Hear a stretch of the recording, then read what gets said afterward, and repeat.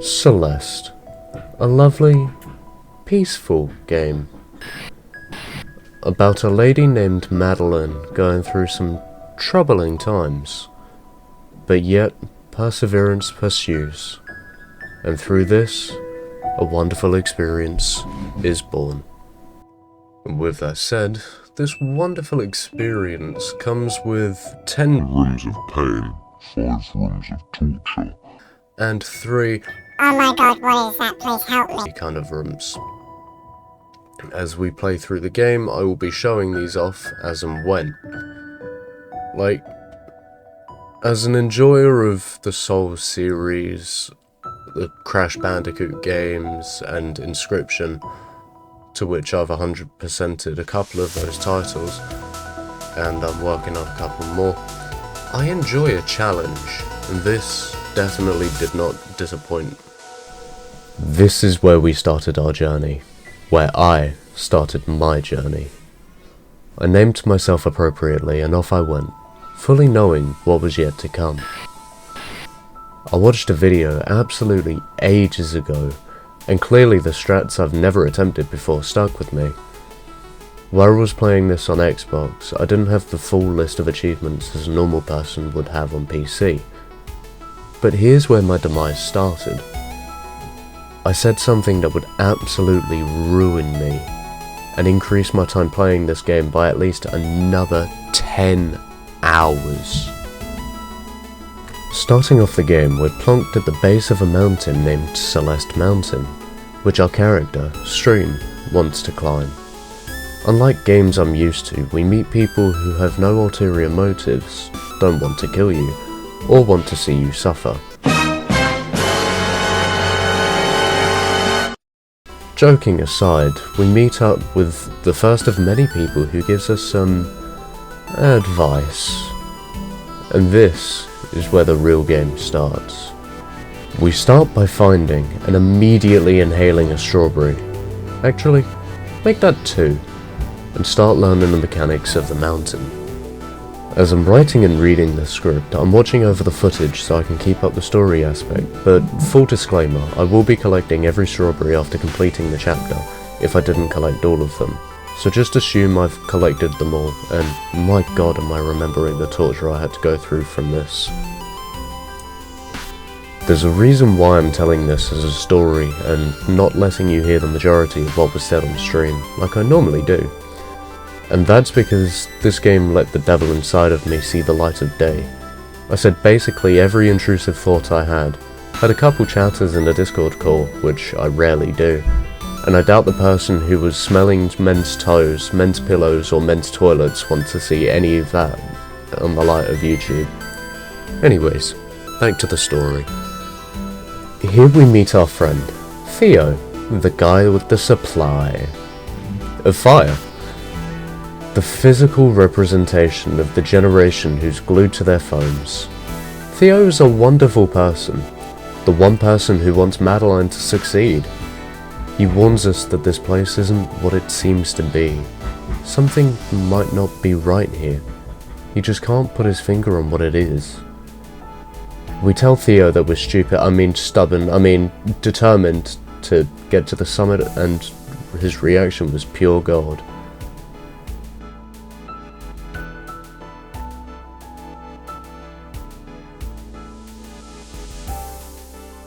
Moving on from Theo, we find this side area with a satellite dish flashing different colours, with those colours also being birds that look to be dashing in different directions. I follow the order of the flashing lights in tandem to the direction the birds were dashing and find our second type of collectible. Blue hearts. We will need these later to access another part of the game. This area will become extremely memorable for an achievement we have later, as this is where I found it to be the easiest to get, before seeing the seasides. And just slightly further on is where we find our final collectible for these story chapters. Cassette tapes that unlock B-sides. If you were born after the 2000s or have just been living under a rock, Let me explain why they're cassette tapes. There used to be these little devices called Walkmans that took a cassette tape recorded with either a singular song or sometimes full albums, and if you got bored of that you could turn it over and record another side and listen to that one, known as a B-side. And that's chapter 1 complete while I was going on that rant. Celeste Mountain. This memorial is dedicated to those who perished on the climb.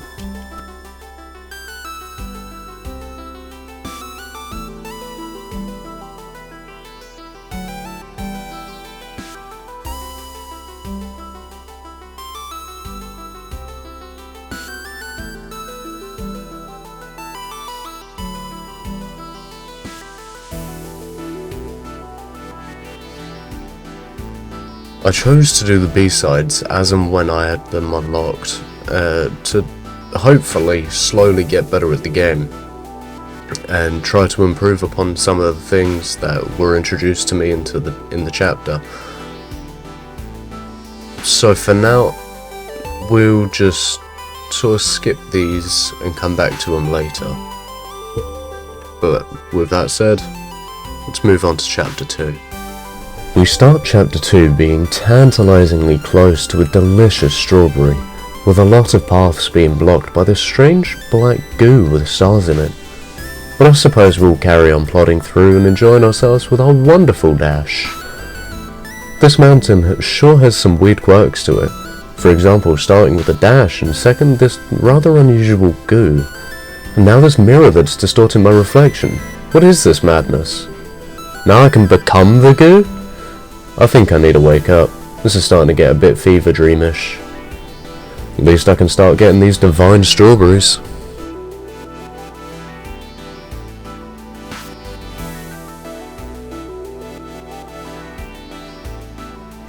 Side quest aside, here's another side quest. The B-side.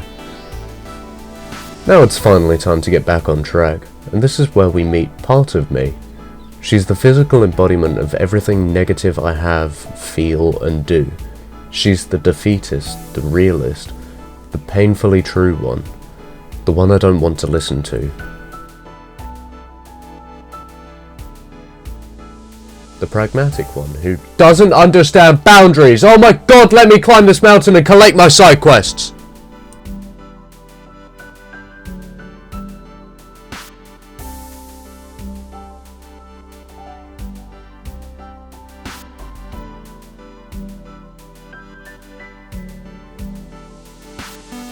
She's getting too close, and this platforming is too easy. Wait, why did she stop? Huh. I guess she was all in my head and wasn't actually real. These goddamn schizo episodes, man. I can't keep doing this. And with a couple more platforming sections later, we get a phone call on a payphone. How they got this number and where to find me is impressive, but no time to applaud that as my schizo episode is back to bite me. Literally. Good thing that this was just a dream, eh? After waking up and exploring a little bit, we see Theo again, and decide to talk to him. And, of course, he tries to calming us down with a selfie and some words of encouragement.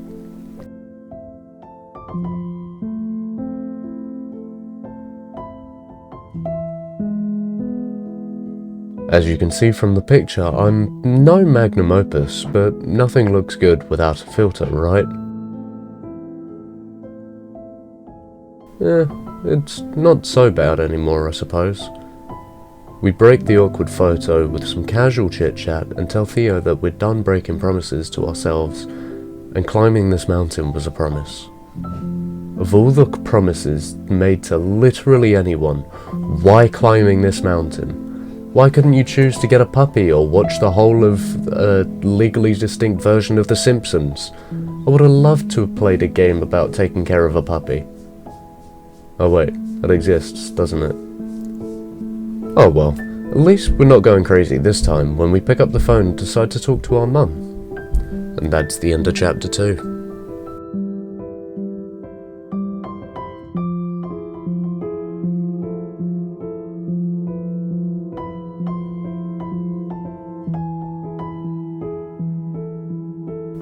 Chapter 3 has such a nice and calm start, giving us the scenic view of, oh my god, what are those? Get them off me!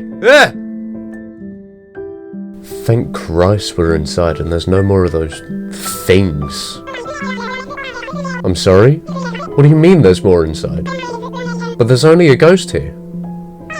Oh right, he's a ghost. Yeah, I'm used to the paranormal by now. This ghost tells us they're the owner of this fine establishment named the Celestial Resort and Hotel. Looks like it needs a bit of a spring clean, and a summer clean, and an autumn clean. But we politely tell this concierge that we're not staying and ask for a back exit, even though I don't swing that way. I'll let my previous self express how they felt about this situation. Whoa, Madeline, chill, whoa! At least let him buy you dinner first. The person we're talking to, we will later find out as Mr. Oshiro, does not like our answer, as we're just passing through and takes offense to the fact that we don't want to stay. I mean, who would? Look at the state of this. Looks as badly kept as a Travelodge. There's way too many floating things everywhere.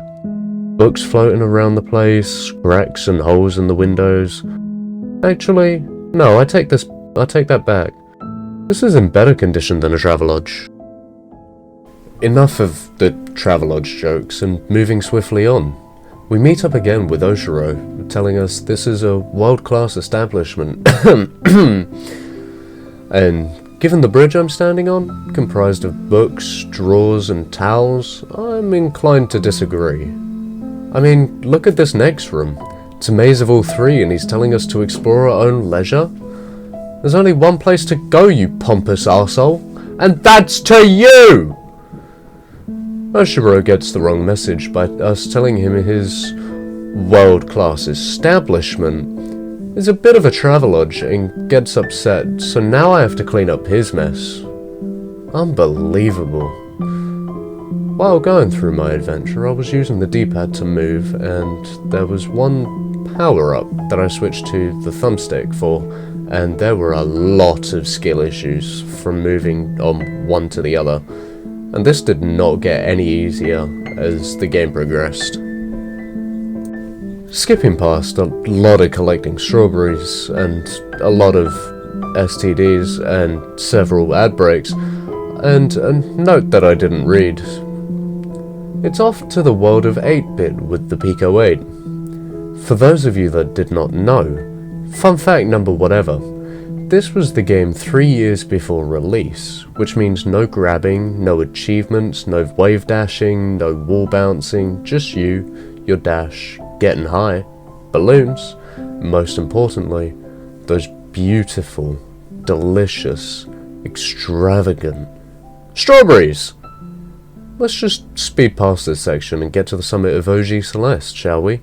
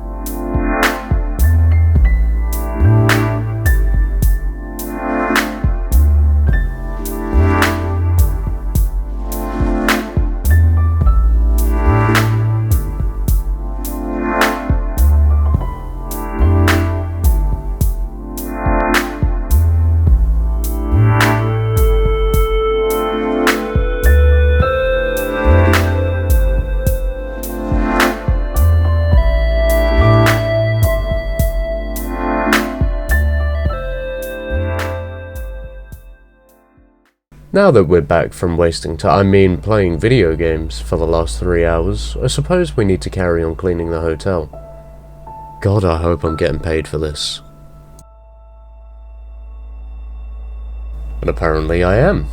I'm being paid by having a chat with Theo again. Theo tells us that it's not our problem and this place is giving him the heebie-jeebies. Just like the dive bar from Shaolin Shuffle. As much as Theo wants us to help Oshiro, he's got a bad feeling about him. Going so far as to call him El Creepo, and I completely agree. Oshiro wants me to stay and I will try anything in his power to try and convince me, but thanks to stupidity, steely determination, and... Oh look, a strawberry! Oh, right, yeah. And by Lord, this was an annoying strawberry to collect. I would rather shit in my hands and clap than do that again. We see Oshiro having yet another breakdown, and he's the bloody culprit! I've caught you red-handed, you little shit! Oh well, more strawberries for me, I suppose. Just past this room, we picked up Chapter 3's B-side, and proceed to not be able to read the title of this fascinating book, telling us that the title was shut down from decades ago. It's either Oshiro is really good for his age, or... Oh wait, we've already discussed he's a ghost. Oh. Oh no. He spent one last night in the hotel. If we add 2 and 2 together, we get 5, so it would appear as though Oshiro never made it out. After that final night of closure, in more ways than one, Oshiro is once again trying his hardest to get us to stay the night by showing us the presidential suite. But once more, we're not really interested. We appreciate the luxury of the room, but kindly tell him that we're not interested in staying. And after begging us to stay, our other half bursts out of the mirror and tells him the harshful truth, in a not so endearing way. That's it, we've done it. We're finally on the roof and no longer in that decrepit hotel. And after a few choice words from our other half, Mr. Oshiro turns into this abomination, hell-bent on eating us, I think. I'd like to introduce you to my first Room of Pain. Oshiro gave me some invaluable advice, but having to do this early in the game was problematic. This was the most problematic part of the chapter, and rightfully so, as I found out something invaluable for the B and C sides. Jumping on Oshiro's head. First we're avoiding being eaten out, now we're given head. This chapter is just a euphemistic dream. After avoiding the temptation of making even more euphemisms, Mr. Oshiro loses it one final time, but not in anger or in desperation. This time it's in defeat. He's given up, finally giving in to those harsh words our difficult side gave him, and asks to be alone.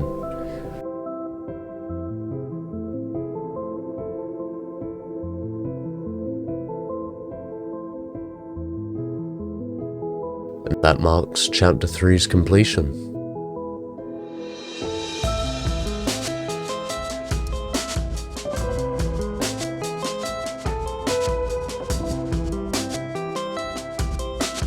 Chapter 4's scenery is so calming, peaceful even. The way there's waterfalls everywhere, the colours, the way the light glistens, the goddamn clouds, the blasted bubbles. Okay, now I remember why I hate this chapter. We're greeted by this old lady again, and she inquires about Mr. Oshiro, and as usual, she laughs at our response, but gives us some really great life advice for everyone. Don't make him your problem.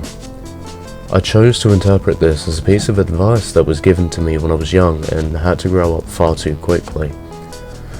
If someone truly wants the help, they'll accept it, and if not, they'll keep asking for help for the same problem. The old lady carries on rambling and asks if we want to turn back, but we tell her we're too stubborn for that, and she can take that shortcut and shove it where the sun don't shine. Paraphrased, obviously. Her final words to us were really useful. Mind that wind. It's all coming back to me perfectly now. Between the bloody balls, the worrisome wind, those... can't say that. The clouds. The clouds really annoyed me too. This chapter is where we were introduced to these blocks that move, and some that have these little grippy bits on the sides, which indicate we can move them in the diagonals akin to that initial direction. And that's everything that's added in this chapter, and for the first stream. But I'm not stopping here.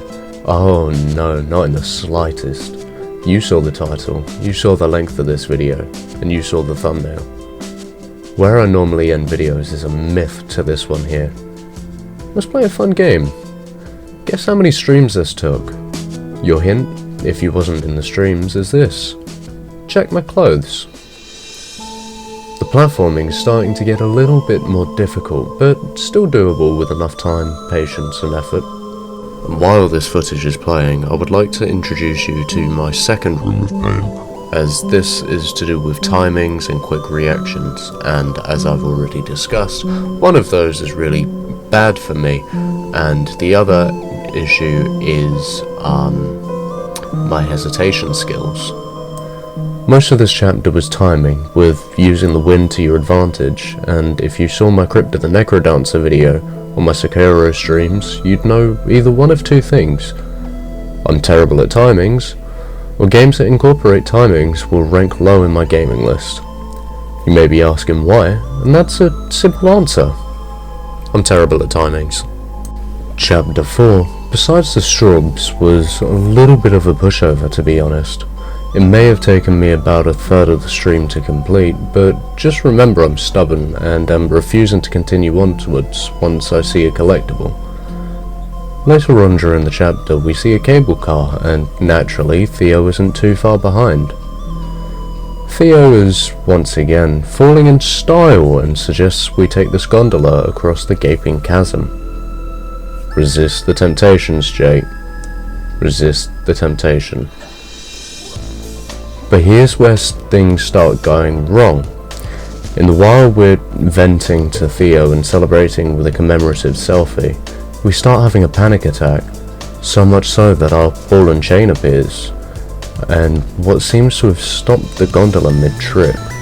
The walls are closing in, we can't breathe, we're lashing out at Theo, we can't stand, but then Theo's granddad comes to the rescue and tells us to picture a feather, slowly rising and falling in time with our breathing, forgetting everything else and not paying attention to anything besides that feather.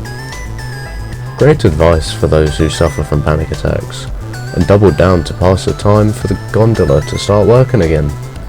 We close out this chapter looking at our panicked faces in the selfie and having a laugh about it.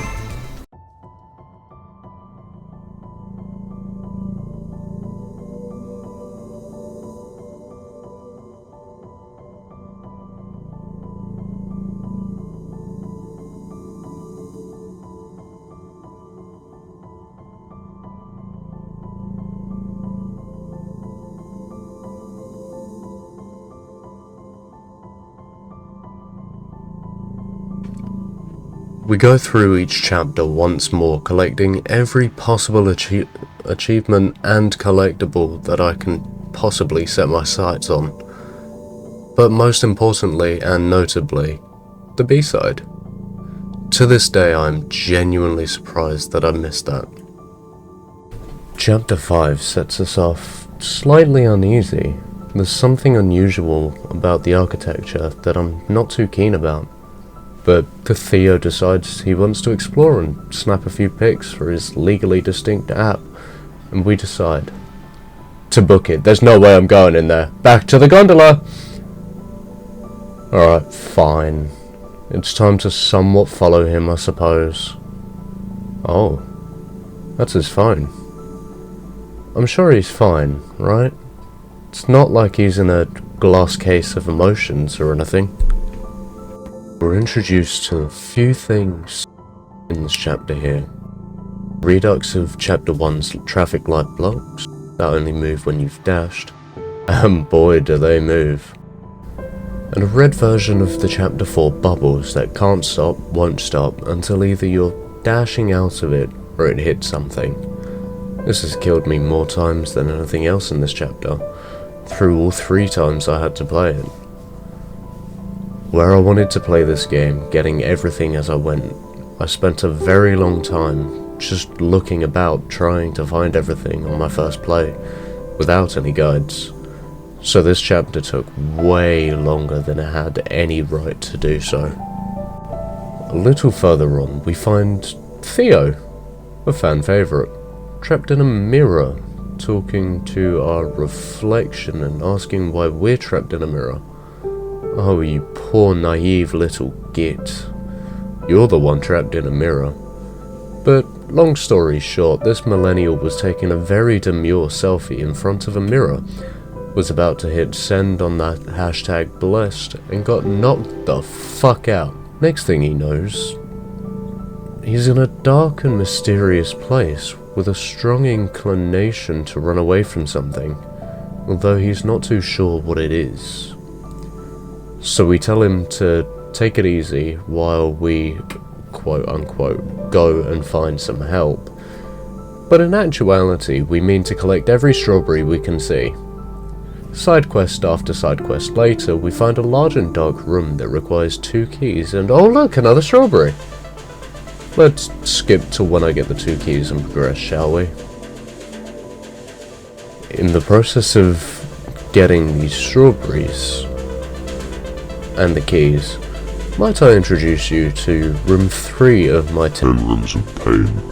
This wasn't that painful, to be completely honest, but when I realised the solution, I couldn't believe it took me that long to figure it out. Speaking on the way, here's another one of The rooms of pain. Once more, it's not that painful, it's just really annoying, given I can't deal with timings. God, I hate them timings.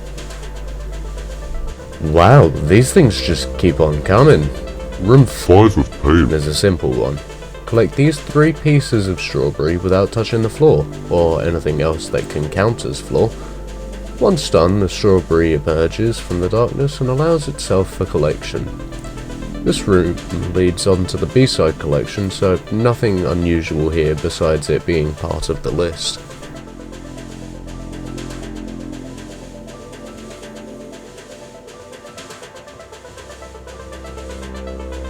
Now that the keys have been collected, it's time to do some treacherous parkour over the abyss and more fucking timings! And off to the giant ominous mirror we go. Unlike the other mirror that gave us our wonderful other self, this one sucks us and transforms our entire life into a monster. Our objective, should we choose to accept it, is to kill ourselves. I know it sounds bad, but hear me out. As the monster needs to kill us, Madeline. Just trust me, it just works. And as soon as we wake up... Wait, we wake up? It was a weird dream we had. Nothing much at all. Oh god, where'd the floor go? And this is where the real chapter starts.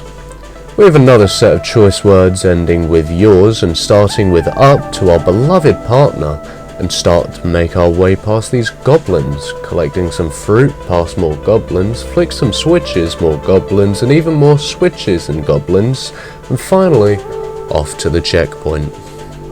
I'm not doing so hot after that episode of goblins and greediness, so I need to take a defeatist breather, telling myself Theo's trapped because of me, but I need to save him. I stand back up, reinvigorated, and back onwards and upwards we go. It was at this point that I saw something that made me want to restart, so let me just get back there and we'll carry this on. So, apparently I missed out on some things, as the next place we get to is the next checkpoint. Looks like we're just gonna have to carry on then.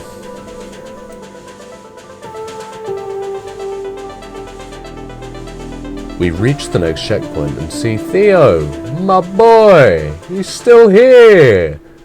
There's something unusual about his situation. Oh no, it was true. He's in a glass case of emotion! Thanks to his lazy ass, we need to carry him out of this place. Yay, I love that so much. Let's escort his ass out of here then, I suppose. Ugh. And welcome to room number 6 of The rooms of pain. If Theo dies, you die. Once again, you have to do more bloody timings. God, I hate this game. I was on this room for a total of 2 minutes, but I knew it would make a reappearance. Taking Theo to the final room, we throw him against this eye. It hurts it. Theo escapes his prison, and that's finally chapter 5 complete. So far, my least favourite chapter has to have been completed.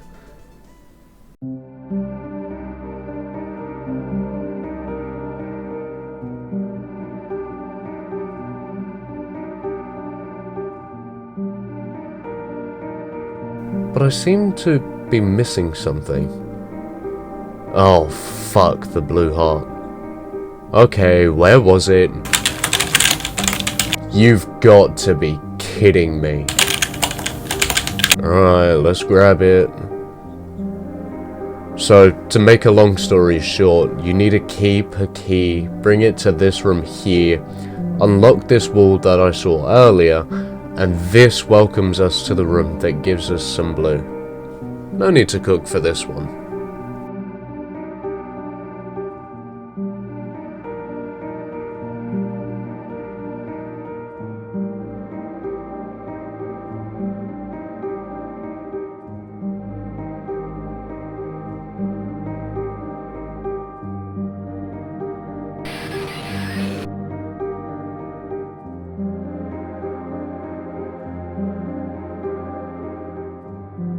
We set up camp.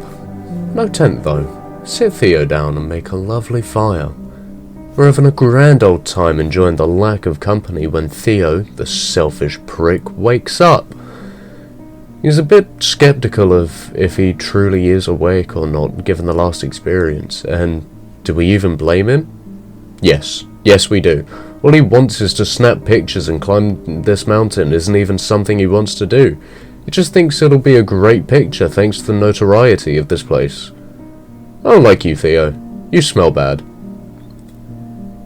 We get some dialogue options for Theo as well as ourselves, and to sum it all up, he's been out for a couple of hours. Shame it couldn't have been longer. And now that we've gone through 5 chapters, we're starting to get a handle on the mountain's powers, and tell Theo about how it's been affecting us through this journey so far.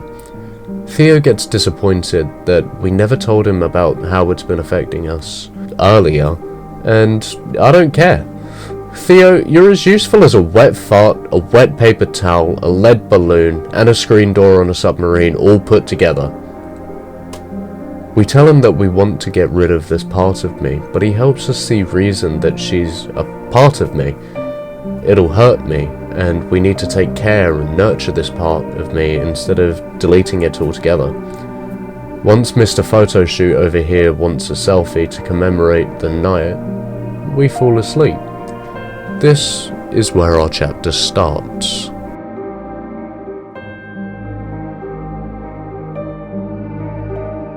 This chapter is mostly the same, having a couple of choice words with our significant other, her defending herself in a way that scares us to the point of needing to use the feather again.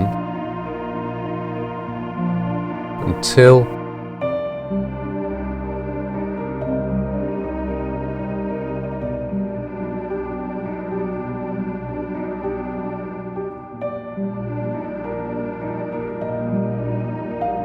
never mind.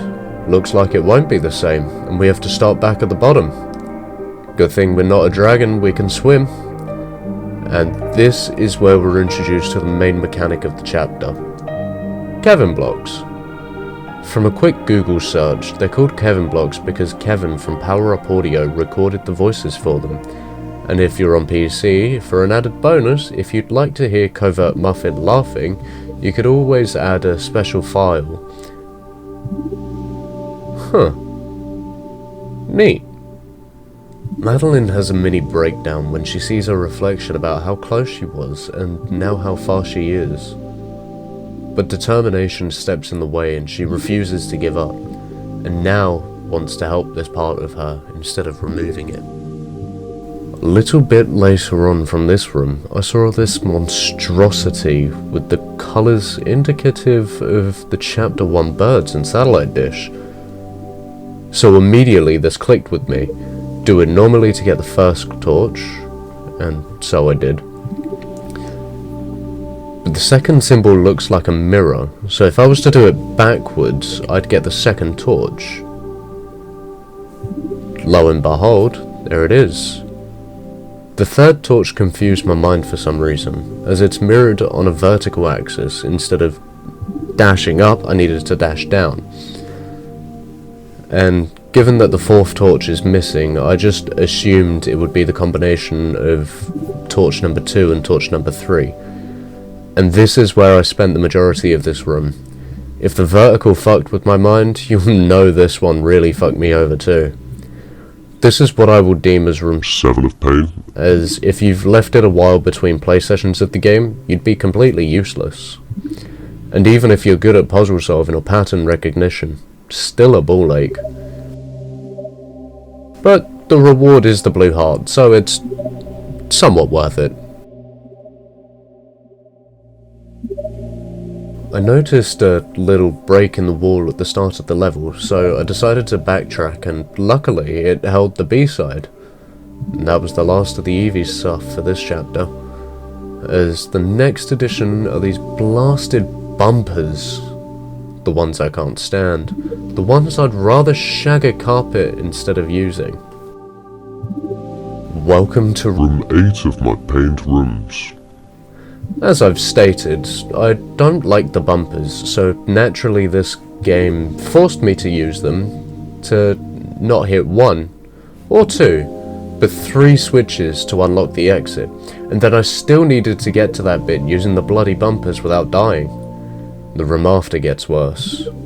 I'm counting this next room as the same one just because, and I hate these bloody bumpers, man.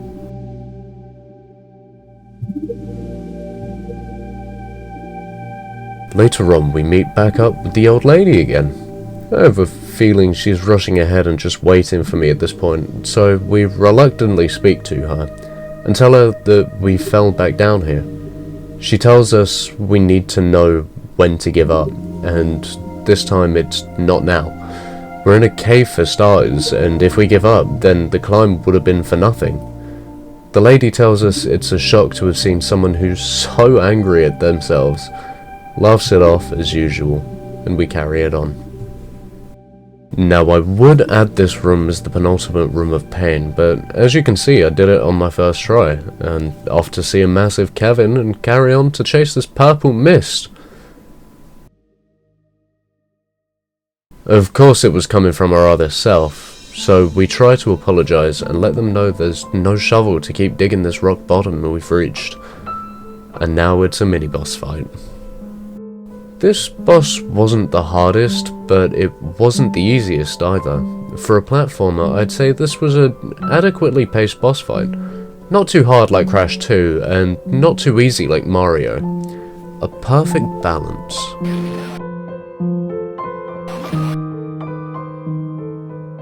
We finally chase her down and talk to her.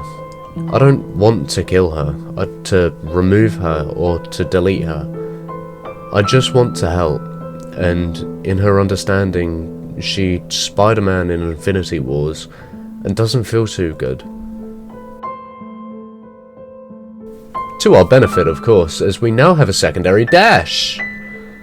Using this new power of friendship and acceptance, we quickly get back to the start of the cave where we meet up once more with the old lady, telling us it's good to see that we're playing nicely now.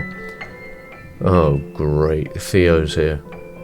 He thought we were in trouble, so he wonderfully fell into our trap, and now he can't get out. Perfect. Finally rid of that git. It's time to get the hell out of this hole and get back on track to the summit. And that marks the finale of Chapter 6.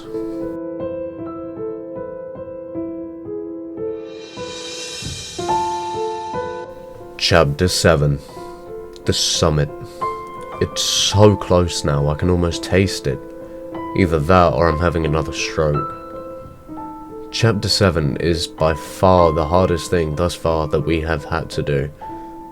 But damn is it so beautiful. The opening cinematic, and that's it. We're in. We've come so far. We can't just give up. We can't fail. The only solution is to finish climbing this mountain. What do you mean there's another chapter after this? Then another one after that? Then I've got all the B-sides to complete? But I've been doing them as we've been going. I haven't shown them? Oh, right, yeah. They're special. There's another side? What do you mean? Okay. Now that I've finished having another existential crisis, it's time to get back to the game. Something that I noticed while playing this chapter, given we broke rock bottom, we're going back through all the chapters before the summit, and then home. In each subchapter, there's going to be a gem we need to collect for something I don't know about yet. I have a feeling it's either going to be the B-side or the blue heart, but I don't know. Subchapter 2 is all done, and that wasn't so bad. Annoying that as I'm editing this, I heard myself, oh shit, as I got touched by my other self, meaning I saw what I thought I did, an entrance. But now on to Subchapter 3. Subchapter 3 holds our beloved B-side, and was quite an easy room to clear. I don't mind this one too much, but besides that, nothing really noticeable happened.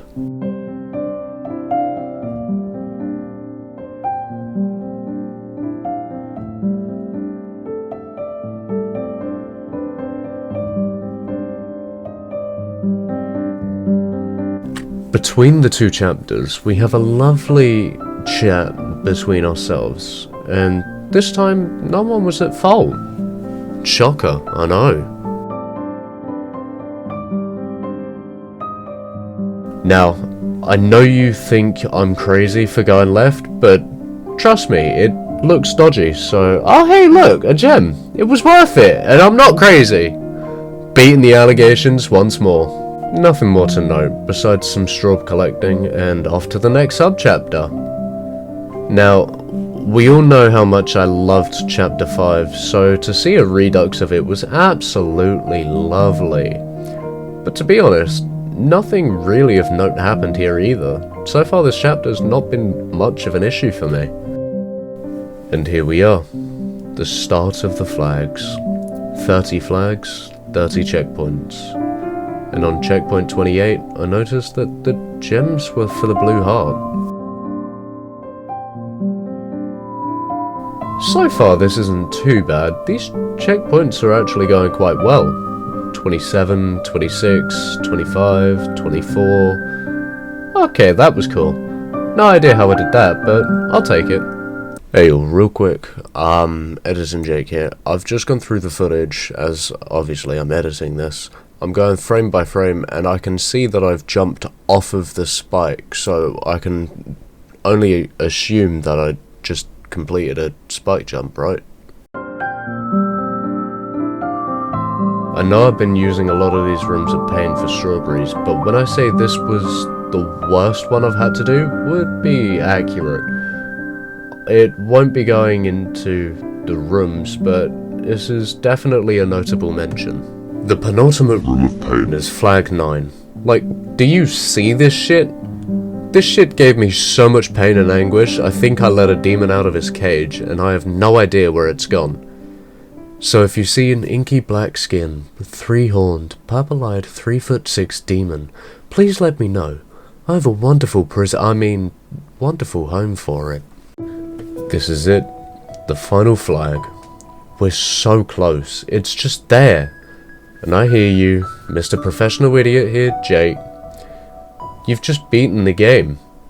But there's only 9 of your 10 rooms being known. What's the last one? Well, you see, my dear viewer, the game isn't done. There's still another 2 chapters after this. In the meantime, let's listen to Madeline and Badeline. Oh yeah, that's her name. The other part of me. Badeline. Smart, really. Batty is surprised we made it, and Maddie is in awe at the view.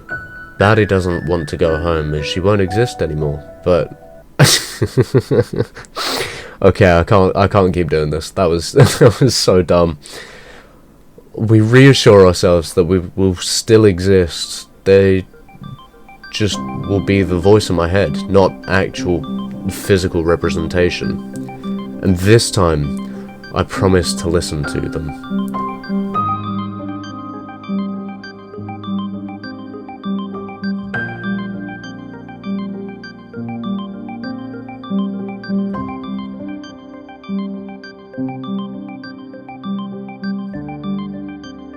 On the way down, we take a couple of photos, given we're actually warming up to the idea of being photographed now. See a couple friendly and not so friendly faces, to have a warm welcome at the base of Celeste, to bake a lovely strawberry pie for everyone with all those strawberries I've been collecting.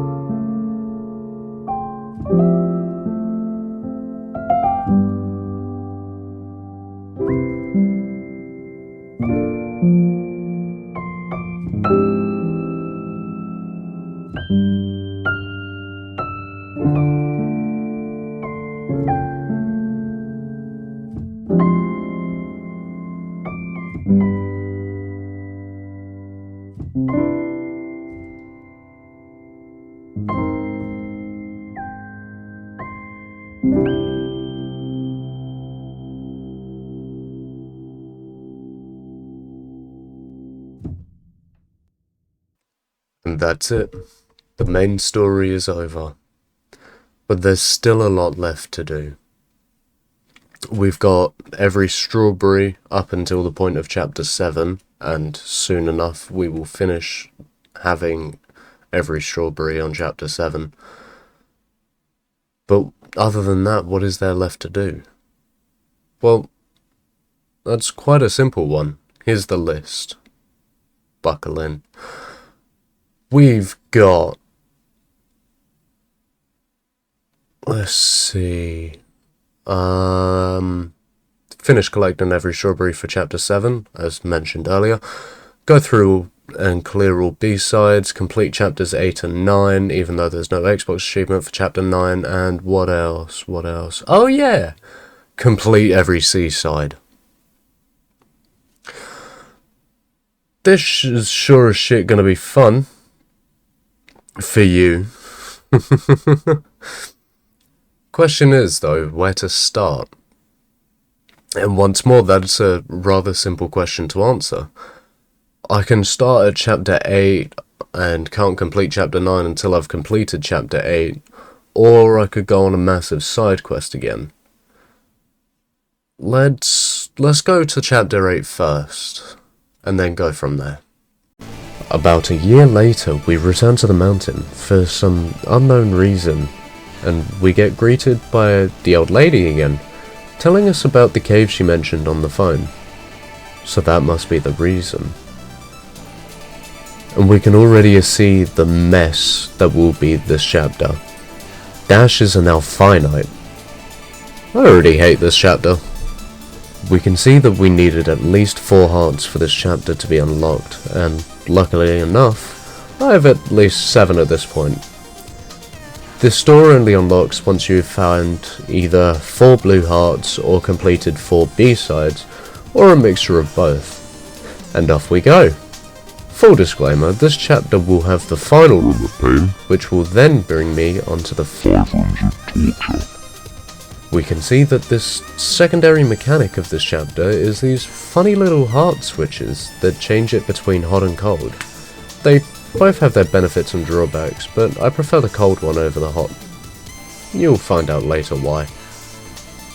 It feels a bit premature to have placed this room of pain so close to the start of the chapter, but as it may not get any better, it certainly is not going to get any worse. Plus, the strawberry here was a bastard to get as well.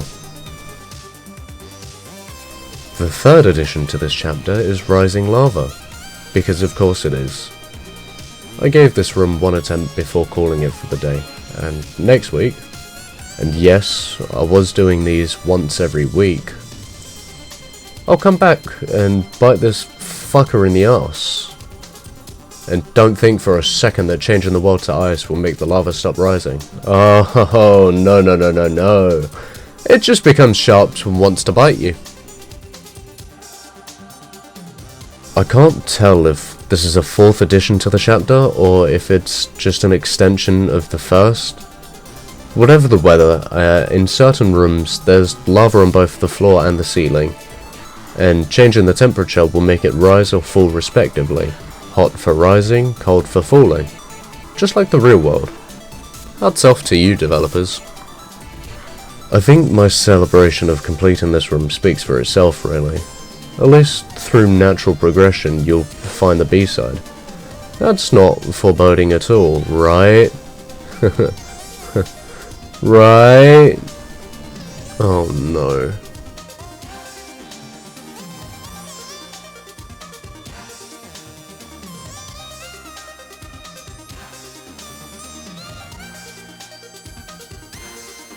Finally, chapter 8 is finished. Both collectibles, minus like 2 strawberries. Oh no. 4 strawberries are missing. I'll get them in a minute. Seeing as I only have 3 achievements left to complete for having played this much of the game so far, let's go back and see how painful those B-sides were, shall we? Starting the B-sides with 1B. This wasn't as bad as I was expecting. This B-side wasn't the easiest though. There were a couple times where it made me struggle, given that I had just finished 1A. For all intents and purposes, I'm calling main or story sides A-sides, with most B-sides having 3 rooms and a couple having 4. 1B didn't have too much to offer in terms of difficulty, to be honest. Besides this penultimate room here, this took me about 20 minutes just to get to the end and die. If I gave every B-side a room of torture, this would definitely be the first, but the official list doesn't even scratch the top 5 torturous rooms. On to 2B, and in my opinion, Chapter 2 was easiest for all sides, once I got the hang of the main mechanic of those goo blocks. As a matter of fact, this was the most fun. Just zipping around all carefree, not really having many repercussions. Unless I'm a complete idiot. Well, the title speaks for itself, to be honest. Moving swiftly on to Chapter 3's B-side. If we remember back to how I reacted to Chapter 3 in the beginning, I wasn't the biggest of fans of it. My least liked is Chapter 5, and Chapter 3 was a very close second. So this entire B-side was torturous for me. I find that if I like what I'm doing, then it will be easier for me, but if I don't like it, then it will start feeling like they used to use this in the war and should be a crime. But overall, this chapter wasn't too bad. This final room, however, I guess I'm back to shitting in my hands and clapping. This bullshit is room 1. Definitely room 1 for The room of torture. the final room was a bunch of ass as well. I'm going to group all of Oshiro rooms together because it genuinely felt like one large room, getting as far away from chapter 3 as possible. We start with 4B. This wasn't that bad, I was just stupid, and as you'll see, that is a trend on these B-sides here. Regardless of intelligence, nothing much else of notoriety happened, although there is a notable mention and a room of torture in this B-side, so take that as you will. A notable mention would be this room here, as this was difficult, but once the logic circuits started working again, that's when it finally clicked into place and I was able to complete it without a problem. This is the second edition for the Rooms of torture. purely because of the clip that was made on this level, and my own idiocy. I will leave you with the past stream, Jake, as this is too painful to live through again.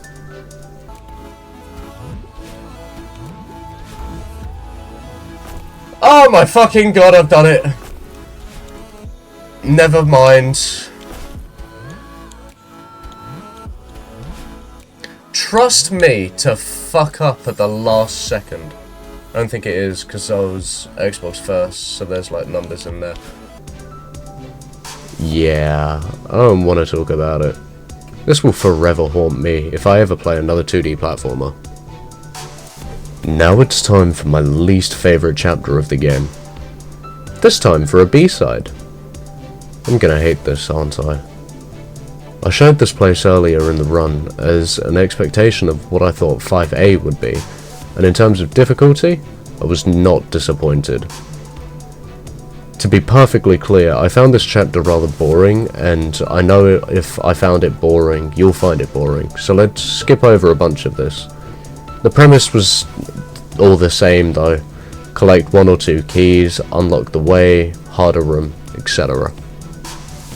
This room here is a rather notable mention though. I found this part fun, actually. Just dashing through everything so cleanly and to pass through the rooms I didn't enjoy.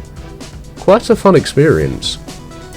We made it to the halfway point of the B-side's completion, and the halfway through 5's B-side. And this is where I started feeling the decline of my weight on the shoulders, telling me I can't get through this. Yes, there was a pun there. No, I will not apologise for it. The final room here was also quite fun, and as much as I hate this chapter, actually no, it's definitely deserved. After that fuckface, yeah, it's deserved. We've finally reached the halfway mark of the game, and of the achievement list. This first room had me a little jilted as, you've guessed it, it's to do with timings. but all in all, it wasn't so bad. Cleared it within 2 minutes of repeatedly hitting my head against this brick wall until I saw a crack, and then continuing to hit my head against it until I broke through. Brute force and ignorance, baby. Just the way I like it. Skipping on to the 5th room, and there's one clear problem I'm seeing here. I'm the physical embodiment of a skill issue. Timings, bumpers, and tight spaces. I relish in that last one, but the other two? I think I'm good. I think I'd much rather gain an STI than play this room again. And for that sole purpose, I'm adding this to the rooms of torture. Being room 2 of 5. 3 spots remain, and the relief on my face just proves how much this B-side hurt me to have finished that singular room. Moving surprisingly fast to the 7th room, and I just had to look ahead. Looking at the start of this room, there was no way I was doing this one blind and learning as I go, like I normally do.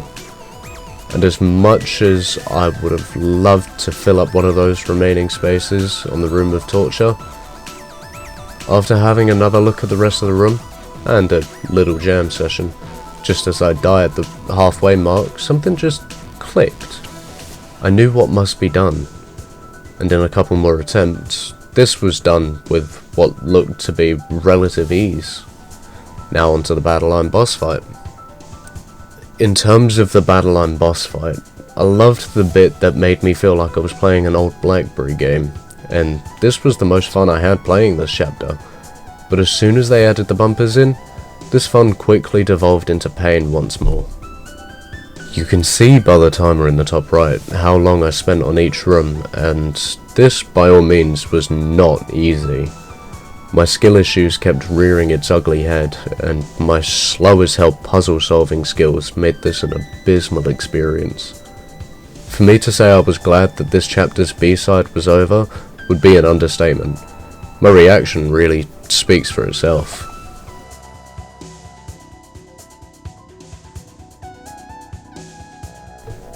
Thankfully, it's the finale of the story B-sides. I loved having the ability to double dash here again, but I knew having the ability would make this whole B-side so much more harder. Starting off with an easy room threw me into a false sense of security, as the second room truly set the pace of how this was going to go. Given that I never really had a problem with this chapter, let's just skip to the notable mentions and if there was a room of torture.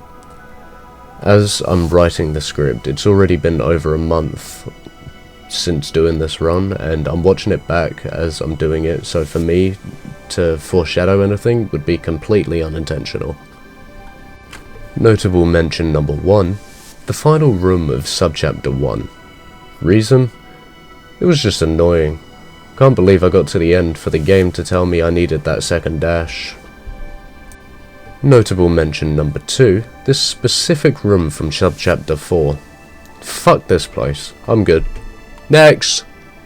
Room of torture. Number 3. I'm starting to disagree with my original statement with these red bubbles being a nice and fun addition, purely thanks to this room alone. Notable mention number 4. I couldn't help myself with Flag 11's pink clouds, as when I see a cloud I just want to jump on it. This was more of a personal impulse problem than a game or level design problem. This isn't a notable mention, but I'm genuinely surprised no one clipped this, so I'm going to do my due diligence and clip it for you. Platypus, this is for you.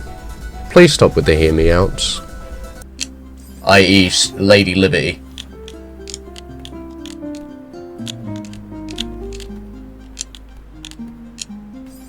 Being like, damn girl, you holding that torch up, nice. You're just weird.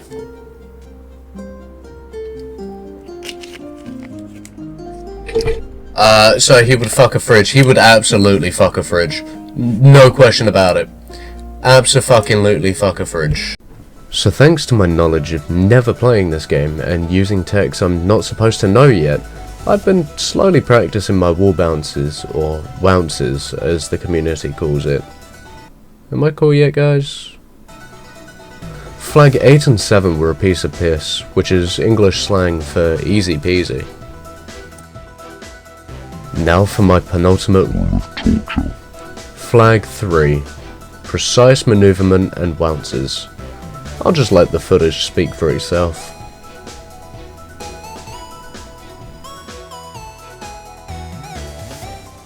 Yeah, I skipped the first one. Ain't no way I was doing that. Final notable mention.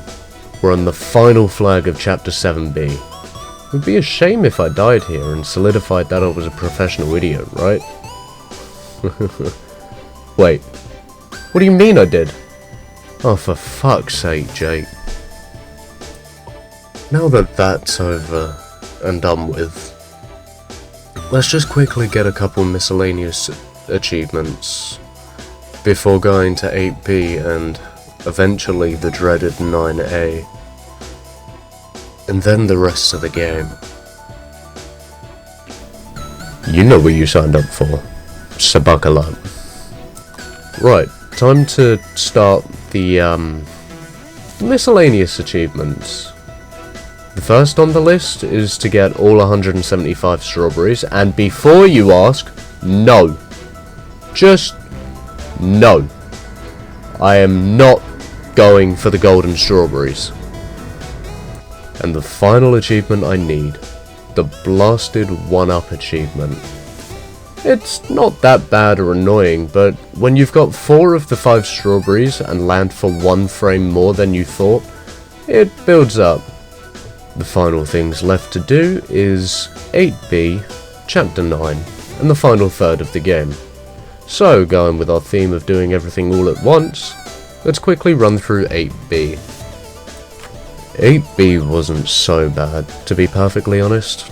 We start off at a heart gate requiring 15 hearts, which means we need to be a perfectionist, and already, thanks to being a perfectionist, 8 from the base game, the blue hearts, and the final 7 from the other B-sides, truly requiring our current 100% to even gain access to this level. Looking at myself being at this point, I genuinely look dead. So far, this is definitely the hardest 100% I've ever done. Besides Crash 1 for the PS1, but that was for my own enjoyment. Yes, I just said for my own enjoyment. I got the 100% for Crash Bandicoot 1 for the PS1. The hardest port of Crash Bandicoot, and fuck yourself if you think I'm ever getting a fucking time trial relic for a game designed to be taken slowly. I'm just going to quickly go over the notable mentions, given the length of this video. So, Room 5 was a nightmare spawned from the devil himself. Who designed this shit? Whoever it was, I want to formally invite you to a dinner party I'm hosting. For safety reasons, I need to disclose there will not be any alcohol, cyanide, or weapons on the premises.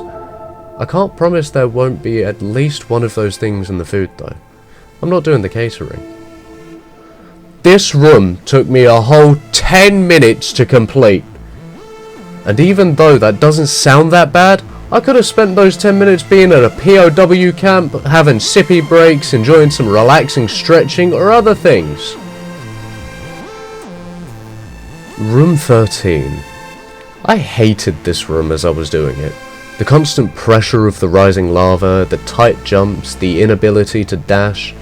I should be used to it by now, but no. Nothing special besides being an idiot and not grabbing the conveyor, but moving on. Finally, Room 18. Very tense, as the platform you have to jump onto is only shown for a split second before it's engulfed into lava, and I do most of my best work when there's a threat of being engulfed. But, for the final room, I loved finally being able to regain my dash again, but nothing really special happened here. Besides the last part, so let's just skip past a lot of skill issues and get this heart. It didn't help that I had my twat of a cousin being so close to me and putting me off every now and then.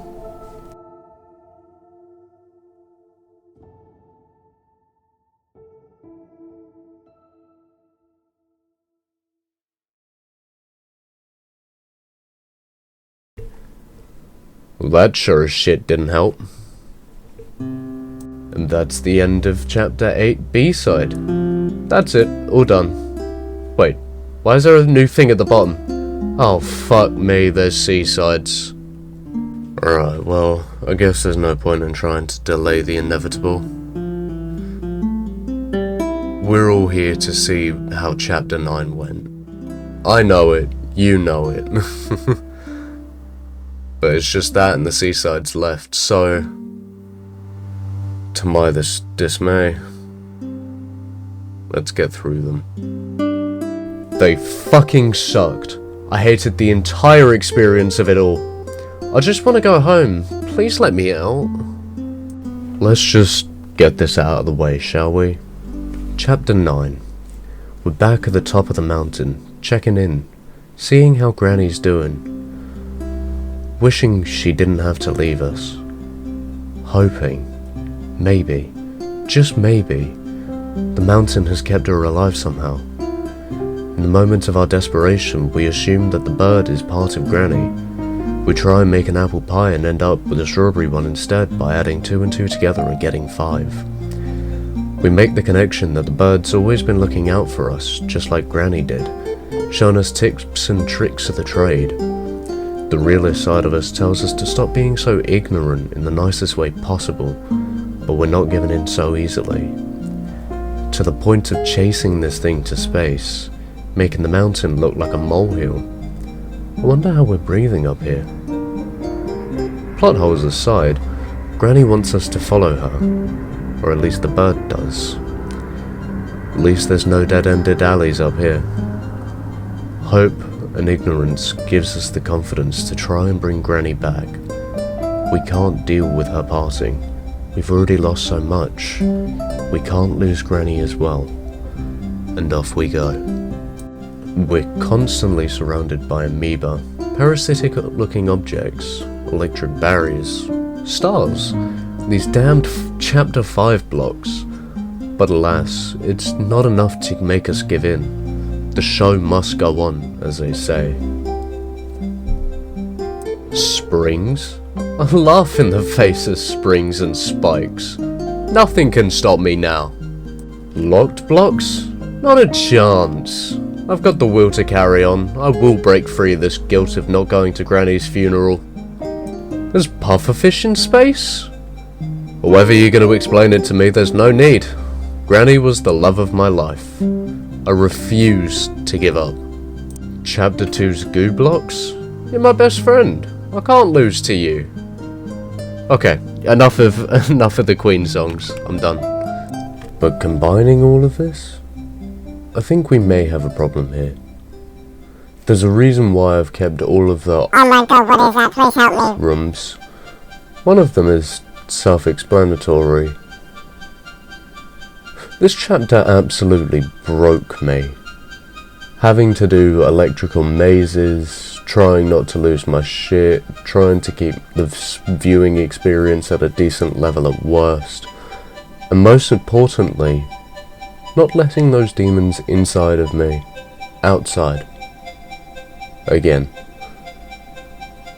But dealing with all of those things, plus having a jellyfish companion, that really got to me. Especially when that blasted jellyfish didn't want to play so nice. So, with all of this said, I think it's time to show you what made this such a truly painful experience. The final room is this room here. This room was painful to do. Having to deal with a twat next to me, a jellyfish, and locks? No thanks. Skip! It was at this room here that I decided to come up with a brilliantly stupid idea. My good friend and moderator Nick, or as he goes by Captain Nick, sorry Cam, both him and I need to race to get this extremely difficult achievement done in a game that I am currently working on. Which, funnily enough, he's actually got the 100% for recently as well. And now, this wouldn't be a proper challenge without stakes, right? Well, the stakes here are that the loser has to play a game of the winner's choice for a total of 24 hours on stream. Whether this be on a YouTube stream or a Twitch stream, it doesn't matter, as long as it's on stream for a total of 24 hours.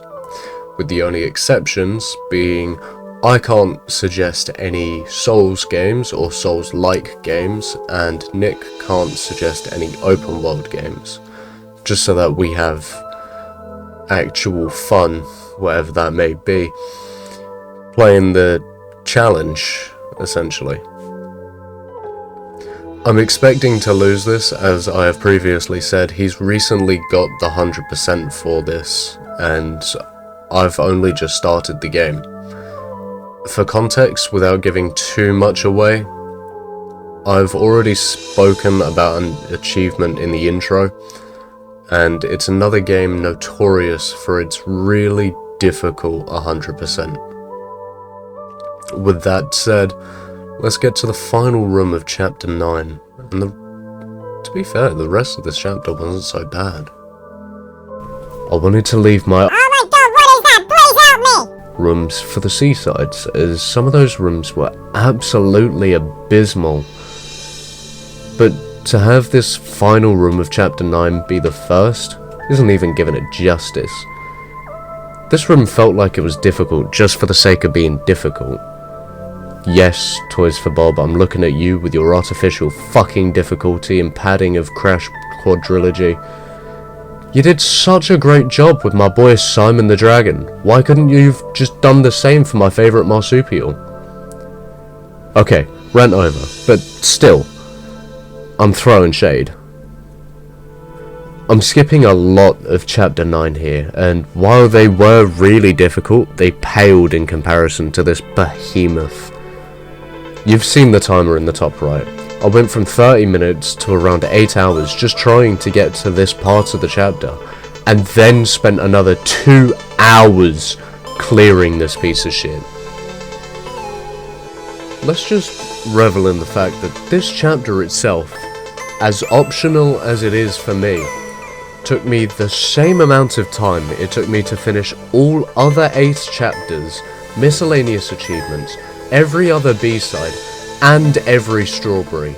If that's not saying something, I don't know what will. This one section of the chapter took me an entire stream's worth and change to complete. And then to try this for the Moonberry? Nah, I'm good. I'm glad that I'm not doing that. It's an achievement on Steam, but not on Xbox, and I'm happy about that one. So before I threw something, I decided to take a break. I took a well-needed break for the safety of my own consciousness and came back a week later. Only to do it within the first 15 fucking minutes of the stream the following week. Are you... No. I won't get mad over this again. It's over. It can't hurt me anymore. But my reaction here just spoke lengths, really. Take it away, Stream Jake.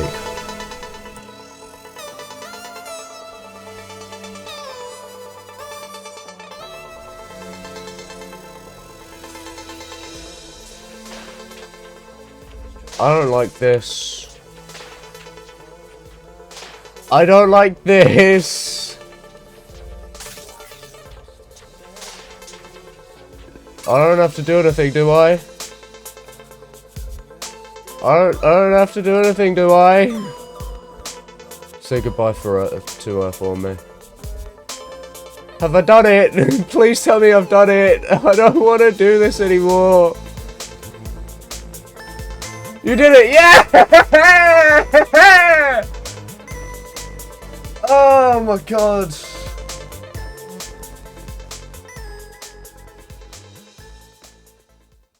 All of this to reach heaven and finally see Granny one last time. We confess that we're lost.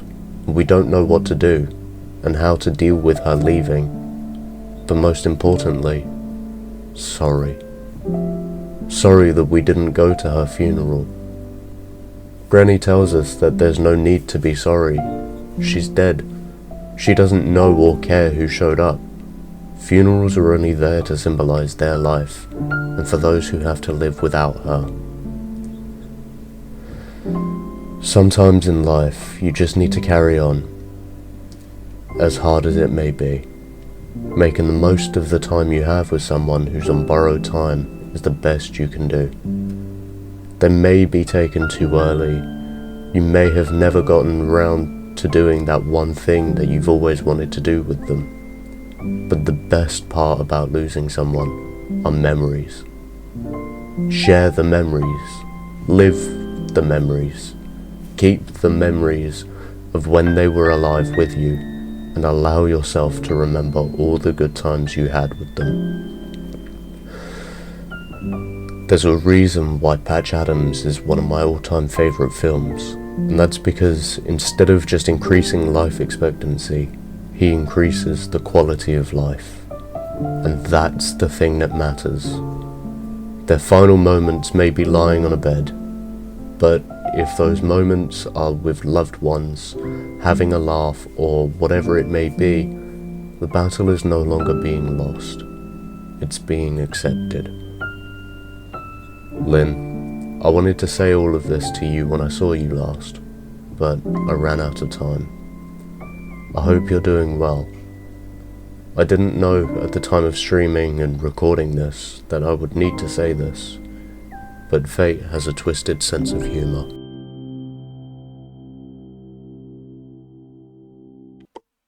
With all of that said, I don't want to do this, but it's time to carry on with Celeste. Let's get through these seasides. Starting off with 1C, I have a slight confession to make. A chatter told me that 7C was the hardest seaside, so I took that as a personal challenge and did that first. But now that I've done that, it's 1C time. 1C wasn't really that difficult, in all honesty. I don't mind this one. I had to use some of the techniques I was supposed to learn in chapter 8 and above, so now that the difficulty is caught up with me, makes a change. It's time to move on to 2C. 2C was the easiest thing I've ever completed, and I've got a couple of games in my 100% list that a brain-dead cat with a wheelchair would be able to even complete. Easy game, made for babies. We move on. 3C was certainly an experience. An experience I'd never want to complete again, but an experience nonetheless.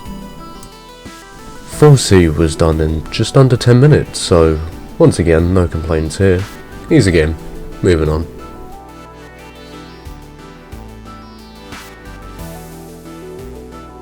To be perfectly honest, I wasn't expecting to breeze through all of these so quickly.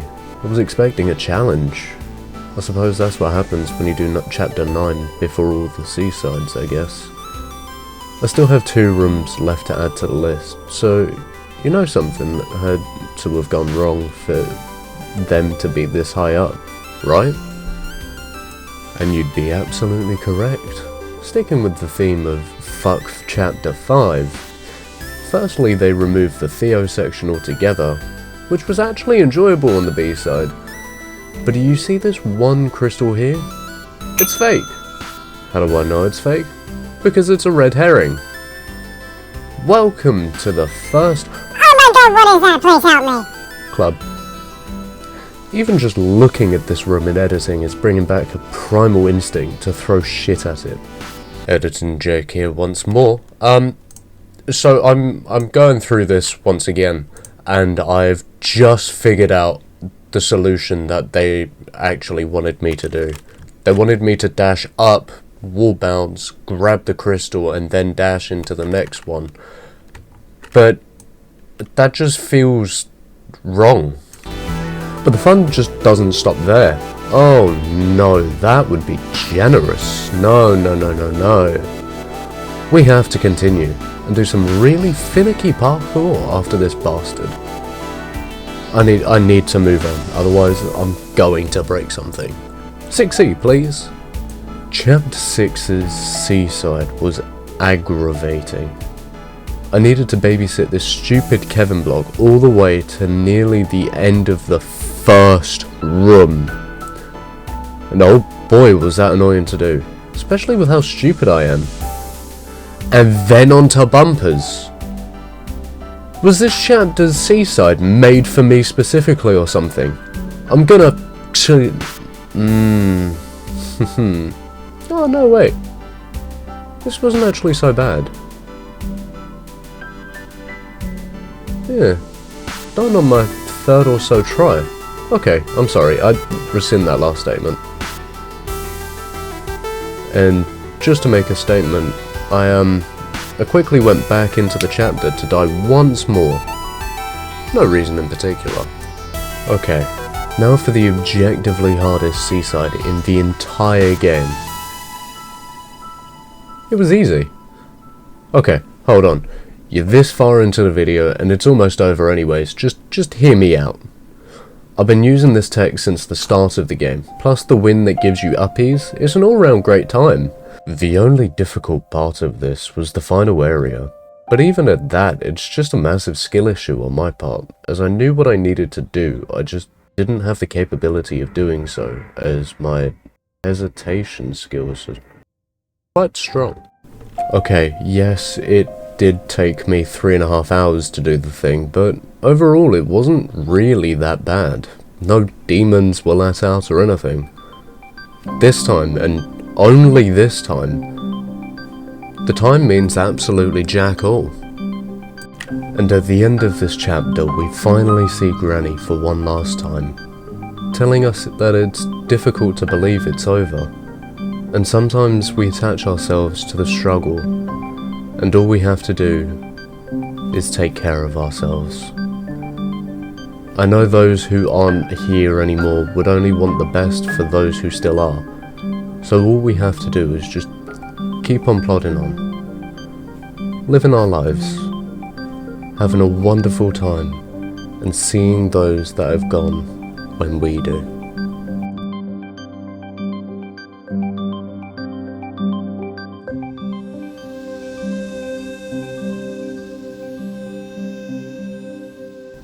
The final seaside.